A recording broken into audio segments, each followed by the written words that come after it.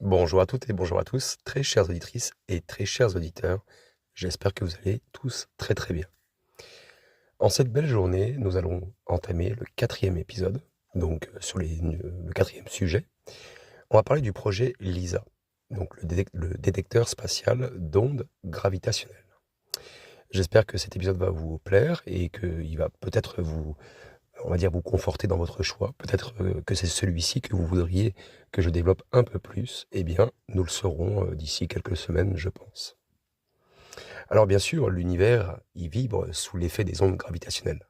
Mais jusqu'à présent, on a été limité par nos détecteurs terrestres, tels que LIGO, Virgo et CAGRA, que j'avais oublié dernièrement.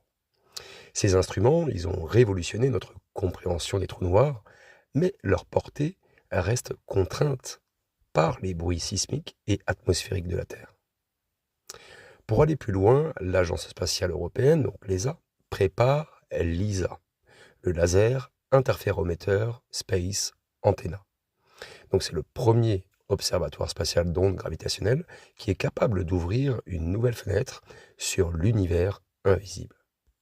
Alors LISA, franchement, elle promet de détecter donc les signaux des trous noirs supermassifs, des ondes gravitationnelles à basse fréquence et même aussi des indices sur les origines du Big Bang. Donc franchement, vous allez voir, c'est incroyable. Alors, déjà, pourquoi LISA est-il nécessaire? Nos détecteurs terrestres, comme je vous l'ai dit, comme LIGO, Virgo et CAGRA, sont capables de capter des ondes gravitationnelles de haute fréquence, générées par des fusions de trous noirs stellaires ou d'étoiles à neutrons. Mais il y a certains signaux qui sont inaccessibles depuis la Terre, notamment les ondes émises par des trous noirs supermassifs, donc des millions à milliards de masses solaires, des ondes gravitationnelles primordiales issues du Big Bang, et aussi des systèmes binaires exotiques, comme les trous noirs capturant des étoiles. Donc ces trois exemples que je vous ai donnés sont inaccessibles depuis la Terre. Maintenant, comment fonctionne LISA? Elle sera composée de trois satellites qui formeront un triangle équilatéral de 2,5 millions de kilomètres de côté et bien plus grand que n'importe quel détecteur terrestre, bien sûr. Son principe de fonctionnement est que chaque satellite envoie un faisceau laser entre deux autres. Et donc les lasers, en fait, ils vont mesurer les variations infinitésimales de la distance entre les satellites, qui est causée par le passage des ondes gravitationnelles. Et du coup, grâce à cette méthode, LISA pourra détecter les ondes gravitationnelles 1000 fois plus longues que celles accessibles avec LIGO, Virgo ou CAGRA. Donc c'est pour vous donner une ordre d'idée, quoi.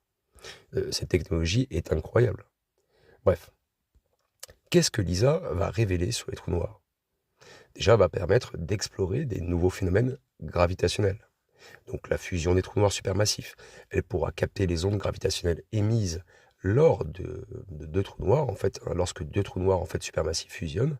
Ça nous donnera donc des informations inédites sur l'évolution des galaxies et la croissance des trous noirs géants.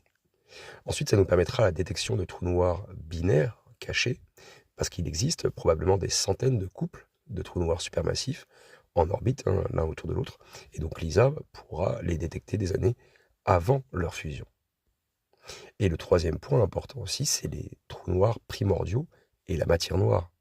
Si LISA détecte des ondes gravitationnelles qui proviennent de l'univers primordial, eh bien, ça pourrait peut-être confirmer l'existence de trous noirs qui sont nés juste après le Big Bang. Donc des candidats potentiels pour expliquer la matière noire. Alors, on survole rapidement tout ça, mais quel est l'avenir de l'astrophysique gravitationnelle? Déjà, LISA, elle va révolutionner notre vision de l'univers et il y a 3 impacts déjà que je vais vous citer. Déjà, ça permettra d'écouter, si vous voyez ce que je veux dire, l'univers d'une manière, totalement nouvelle. Elle pourra répondre aussi à l'énigme de la matière noire et aider aussi à comprendre l'évolution des galaxies et des trous noirs supermassifs. Alors bon, LISA, il faut avoir un peu de temps, elle est prévue pour un lancement en 2035, même si je suis quasiment sûr qu'il va y avoir du retard, mais bon, ça sera par là. Et donc, chaque avancée technique, elle va nous rapprocher de cette nouvelle ère de l'astronomie gravitationnelle. En fait, là, plus on se rapproche des années 2030, 35, 40, et bien là, vous allez voir, on va rentrer vraiment dans le futur. Ça va être un truc de ouf. Donc LISA, vous l'avez compris, c'est une étape majeure pour notre compréhension des trous noirs et de l'univers invisible. Et donc je vais vous résumer vite fait les points clés dans cet épisode et on va voir si ça vous plaît vraiment, si vous voulez que je le détaille encore plus. En gros, les points clés, c'est que c'est le premier détecteur spatial d'ondes gravitationnelles. En plus, il est capable de détecter les trous noirs supermassifs en fusion. Il est potentiellement aussi capable de détecter les trous noirs primordiaux. Et en plus, c'est un projet qui ouvrira une nouvelle ère de découverte, de connaissances. Ça va être incroyable. Bref, ce détecteur spatial, franchement, il réserve sans aucun doute des surprises vraiment incroyables. Voilà. Vous avez vu, c'était un peu plus court déjà sur cet épisode, mais voilà, c'est un sujet que j'aimerais bien parcourir avec vous un peu plus précisément. Mais bon, encore une fois, c'est vous qui allez choisir dans les commentaires. Donc j'attends vraiment avec impatience vos réponses.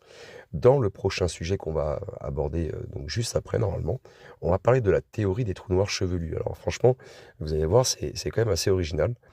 Les scientifiques se font vraiment plaisir sur les noms techniques. Je trouve ça très rigolo. Bref, j'espère que cet épisode en tout cas vous a plu et n'hésitez pas à donner un maximum de commentaires pour me donner de la visibilité, mais aussi que vous puissiez choisir votre propre sujet. Prenez tout soin de vous et à très bientôt.